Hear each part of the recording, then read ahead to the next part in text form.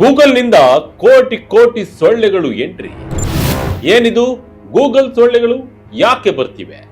S ವೀಕ್ಷಕರೇ, ಈ ಸುದ್ದಿ ಕೇಳಿದ್ರೆ ಯಾವುದೋ ಹಾಲಿವುಡ್ ಸೈನ್ಸ್ ಫಿಕ್ಷನ್ ಸಿನಿಮಾದ ಕತೆ ಅಂತಾನೆ ಅನ್ಸುತ್ತೆ.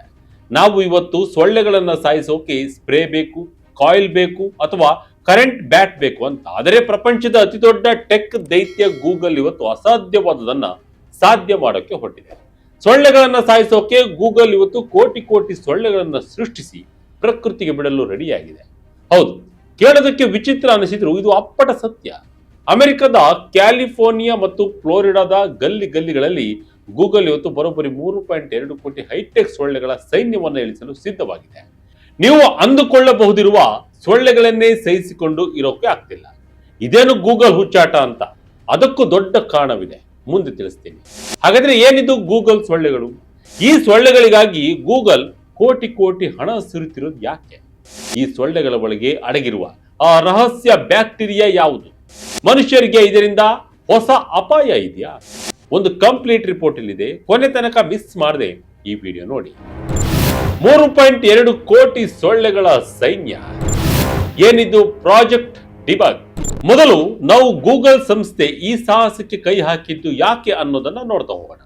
ಗೂಗಲ್ ಅಂದ್ರೆ ನಮಗೆ ನೆನಪಾಗೋದು ಸರ್ಚ್ ಇಂಜಿನ್, ಜಿಮೇಲ್ ಅಥವಾ ಮ್ಯಾಪ್ಸ್. ಆದರೆ ಗೂಗಲ್ನ ಪೇರೆಂಟ್ ಕಂಪನಿ ಆಲ್ಫಾಬೆಟ್ ಈಗ ಪ್ರಾಜೆಕ್ಟ್ ಡಿಬಗ್ ಎನ್ನುವ ಒಂದು ಮಹತ್ವಾಕಾಂಕ್ಷೆಯ ಮಿಷನ್ ಅನ್ನ ಶುರು ಮಾಡಿದೆ. ವಿಶ್ವ ಆರೋಗ್ಯ ಸಂಸ್ಥೆಯ ಪ್ರಕಾರ ಪ್ರಪಂಚದಲ್ಲಿ ಮನುಷ್ಯರನ್ನು ಅತಿ ಹೆಚ್ಚು ಸಾಯಿಸುತ್ತಿರುವ ಪ್ರಾಣಿ ಅಂದ್ರೆ ಅದು ಇದೇ ಸಣ್ಣ ಸೊಳ್ಳೆಗಳು. ಪ್ರತಿ ವರ್ಷ ಜಗತ್ತಿನಾದ್ಯಂತ 7 ರಿಂದ 10 ಲಕ್ಷ ಜನರು ಸೊಳ್ಳೆಗಳಿಂದ ಹರಡುವ ಕಾಯಿಲೆಗಳಿಂದ ಬಲಿಯಾಗ್ತಿದ್ದಾರೆ. ಭಾರತದಲ್ಲಂತೂ ಪ್ರತಿ ವರ್ಷ ಲಕ್ಷಾಂತರ ಡೆಂಗ್ಯೂ ಕೇಸ್ಗಳು ದಾಖಲಾಗ್ತಿವೆ. ಪ್ಲೇಟೆಟ್ ನುಂಗಿ ಹಾಕುವ ಡೆಂಗ್ಯೂ, ಗಂಟು ನೋವು ಬಂದಾಗ ತರುವ ಚಿಕನ್ ಗುನ್ಯಾ ಮತ್ತು ಗರ್ಭಿಣಿಯರಿಗೆ ಮಾರಕವಾಗುವ ಜಿಕಾ ವೈರಸ್, ಈ 3 ಕಾಯಿಲೆಗಳನ್ನ ಹರಡೋದು ಒಂದೇ ಒಂದು ವಿಲನ್, ಅದೇ ಈಡಿಸ್ ಈಜಿಪ್ಟ್ ಸೊಳ್ಳೆ. ಈ ಸೊಳ್ಳೆಗಳ ವಂಶವನ್ನೇ ನಿರ್ವಂಶ ಮಾಡೋದು ಗೂಗಲ್ನ ಅಸಲಿ ಪ್ಲಾನ್. ಲ್ಯಾಬ್ ಸೊಳ್ಳೆಯಲ್ಲಿರುವ ಆ ಸೀಕ್ರೆಟ್ ಏನು? ಈಗ ನಿಮ್ಮ ಮನಸ್ಸಿನಲ್ಲಿ ಒಂದು ಪ್ರಶ್ನೆ ಬರುತ್ತೆ, ಈಗಾಗಲೇ ಇರುವ ಸೊಳ್ಳೆಗಳ ಕಾಟ ಸಾಕು, ಮತ್ತೆ ಗೂಗಲ್ 3 ಕೋಟಿ ಸೊಳ್ಳೆಗಳನ್ನ ಬಿಟ್ರೆ ನಾವು ಬದುಕೋದು ಹೇಗೆ ಅಂತ. ಆದರೆ ವೀಕ್ಷಕರು ಹೆದರ್ಬೇಕಾಗಿಲ್ಲ. ಸೈನ್ಸ್ ಪ್ರಕಾರ ನಮ್ಮನ್ನ ಕಚ್ಚಿ ರಕ್ತ ಹೀರೋದು ಕೇವಲ ಹೆಣ್ಣು ಸೊಳ್ಳೆಗಳು ಮಾತ್ರ. ಗಂಡು ಸೊಳ್ಳೆಗಳು ಯಾವತ್ತೂ ಮನುಷ್ಯರನ್ನ ಕಚ್ಚಲ್ಲ. ಅವು ಕೇವಲ ಹೂವಿನ ರಸ ಮತ್ತು ಎಲೆಗಳ ರಸವನ್ನ ಕುಡಿದು ಬದುಕ್ತವೆ. ಗೂಗಲ್ ಇವತ್ತು ಲ್ಯಾಬ್ ನಲ್ಲಿ ಹುಟ್ಟಿಸಿರುವ ಆ 3.2 ಕೋಟಿ ಸೊಳ್ಳೆಗಳೆಲ್ಲವೂ ಅಪ್ಪಟ ಗಂಡು ಸೊಳ್ಳೆಗಳು. ಅಂದ್ರೆ ಈ ಸೊಳ್ಳೆಗಳಿಂದ ನಿಮಗೆ ಯಾವುದೇ ತೊಂದರೆ ಇಲ್ಲ. ಇವುಗಳ ಕೆಲಸ ಒಂದೇ ಕಾಡಿನಲ್ಲಿರುವ ಡೆಡ್ಲಿ ಹೆಣ್ಣು ಸೊಳ್ಳೆಗಳನ್ನ ಹುಡುಕಿ ಅವುಗಳ ಜೊತೆ ಸೇರುವುದು. ಯಾವಾಗ ಈ ಹೈಟೆಕ್ ಗಂಡು ಸೊಳ್ಳೆಗಳು ಹೆಣ್ಣು ಸೊಳ್ಳೆಗಳ ಜೊತೆ ಸಂತಾನೋತ್ಪತ್ತಿ ಮಾಡುತ್ತವೋ ಆಗ ಆ ಹೆಣ್ಣು ಸೊಳ್ಳೆ ಇಡುವ ಮೊಟ್ಟೆಗಳು ಅಕ್ಷರ ಸಹ ಬಂದೂಕಿನ ಗುಂಡುಗಳಾಗ್ತವೆ. ಅಂದ್ರೆ ಅವು ಯಾವತ್ತೂ ಒಡೆಯುವುದೇ ಇಲ್ಲ. ಇನ್ನು ಗೂಗಲ್ ತನ್ನ ಲ್ಯಾಬ್ ನಲ್ಲಿ ಸೃಷ್ಟಿಸಿರುವ ಸೊಳ್ಳೆಗಳ ವಿಶೇಷತೆ ಏನು ಗೊತ್ತಾ? ಇವುಗಳ ದೇಹದಲ್ಲಿ ಓಲ್ಡ್ ಬಾಕಿಯಾ ಎನ್ನುವ ಒಂದು ವಿಶಿಷ್ಟ ಬ್ಯಾಕ್ಟೀರಿಯಾವನ್ನು ಸೇರಿಸಲಾಗಿದೆ. ಇದು ಯಾವುದೇ ಕೆಮಿಕಲ್ ಅಥವಾ ವಿಷವಲ್ಲ ವೀಕ್ಷಕರೇ, ಇದು ನಿಸರ್ಗದಲ್ಲಿರುವ ಜೇನು ಮತ್ತು ಚಿಟ್ಟೆಗಳ ದೇಹದಲ್ಲಿ ನ್ಯಾಚುರಲ್ ಆಗಿ ಇರುವ ಬ್ಯಾಕ್ಟೀರಿಯಾ.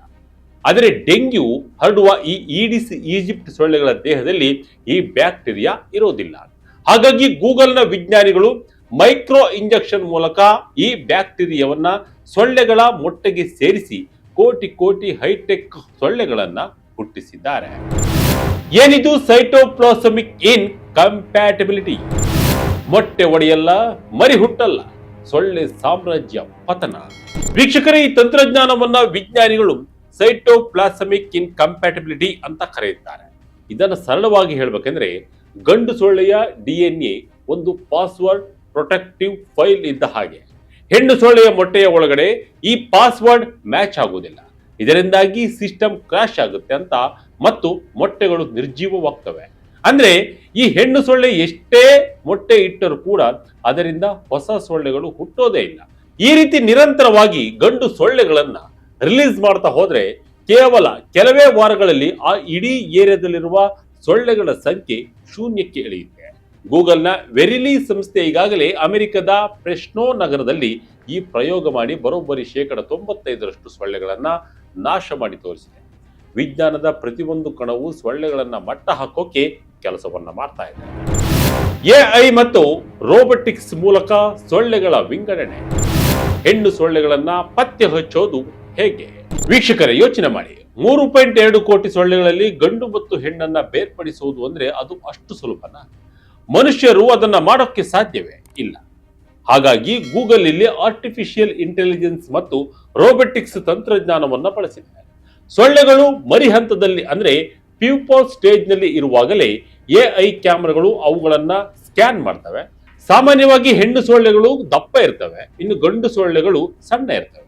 ಗೂಗಲ್ನ ಪವರ್ಫುಲ್ ಸರ್ವರ್ಗಳು ಕ್ಷಣಾರ್ಧದಲ್ಲಿ ಹೆಣ್ಣು ಸೊಳ್ಳೆಗಳನ್ನ ರಿಜೆಕ್ಟ್ ಮಾಡಿ ಕೇವಲ ಗಂಡು ಸೊಳ್ಳೆಗಳನ್ನ ಮಾತ್ರ ಒಂದು ಕಡೆ ಸೇರಿಸ್ತವೆ.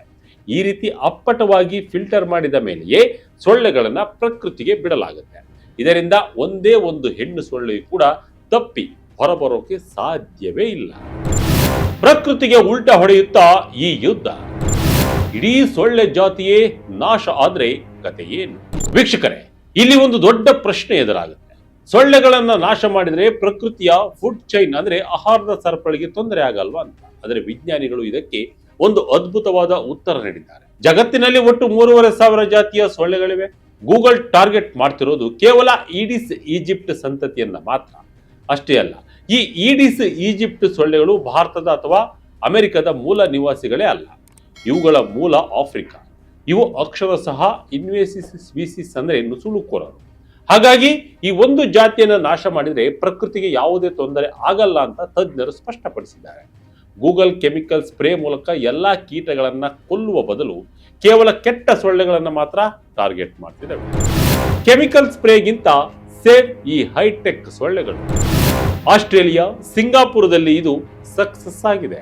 ವೀಕ್ಷಕರೇ, ನಾವು ಸೊಳ್ಳೆ ಸಾಯಿಸೋಕೆ ಬಳಸುವ ಆ ಫಾಗಿಂಗ್ ಅಥವಾ ಸ್ಪ್ರೇ ಇದೆಯಲ್ಲ, ಅದು ನಮ್ಮ ಆರೋಗ್ಯಕ್ಕೂ ಕೂಡ ತುಂಬಾ ಅಪಾಯಕಾರಿ. ಆದರೆ ಗೂಗಲ್ನ ಈ ಪದ್ಧತಿಯಲ್ಲಿ ಯಾವುದೇ ವಿಷ ಇರುವುದಿಲ್ಲ. ಇದು ಕಂಪ್ಲೀಟ್ ಆಗಿ ಜೈವಿಕ ಪ್ರಕ್ರಿಯೆ. ಆಸ್ಟ್ರೇಲಿಯಾ ಮತ್ತು ಸಿಂಗಾಪುರ ದೇಶಗಳು ಈಗಾಗಲೇ ಇದೇ ತಂತ್ರಜ್ಞಾನವನ್ನು ಬಳಸಿ ತಮ್ಮ ದೇಶದಲ್ಲಿ ಡೆಂಗ್ಯೂ ಕೇಸ್ಗಳನ್ನ 90% ಕಡಿಮೆ ಮಾಡಿಕೊಂಡಿವೆ. ಅಮೆರಿಕದ ಪರಿಸರ ಸಂರಕ್ಷಣಾ ಸಂಸ್ಥೆ ಅಂದ್ರೆ ಇಪಿಎ ಕೂಡ ಈ ಪ್ರಯೋಗಕ್ಕೆ ಅಸ್ತು ಎಂದಿದೆ. ಇದು ಕೇವಲ ಸೊಳ್ಳೆಗಳನ್ನ ಕೊಲ್ಲುವುದು ಮಾತ್ರವಲ್ಲ, ಭವಿಷ್ಯದಲ್ಲಿ ಕೀಟನಾಶಕಗಳ ಮೇಲಿರುವ ತಮ್ಮ ಅವಲಂಬನೆಯನ್ನ ಕಡಿಮೆ ಮಾಡಲಿವೆ. ಒಟ್ಟಿನಲ್ಲಿ ಗೂಗಲ್ನ ಈ ಪ್ರಾಜೆಕ್ಟ್ ಡಿಬಗ್ ಕೇವಲ ಒಂದು ಪ್ರಯೋಗವಲ್ಲ, ಇದು ಸಾರ್ವಜನಿಕ ಆರೋಗ್ಯ ಕ್ಷೇತ್ರದಲ್ಲಿ ಕಂಡು ಬರುತ್ತಿರುವ ಬಹುದೊಡ್ಡ ತಾಂತ್ರಿಕ ಕ್ರಾಂತಿ.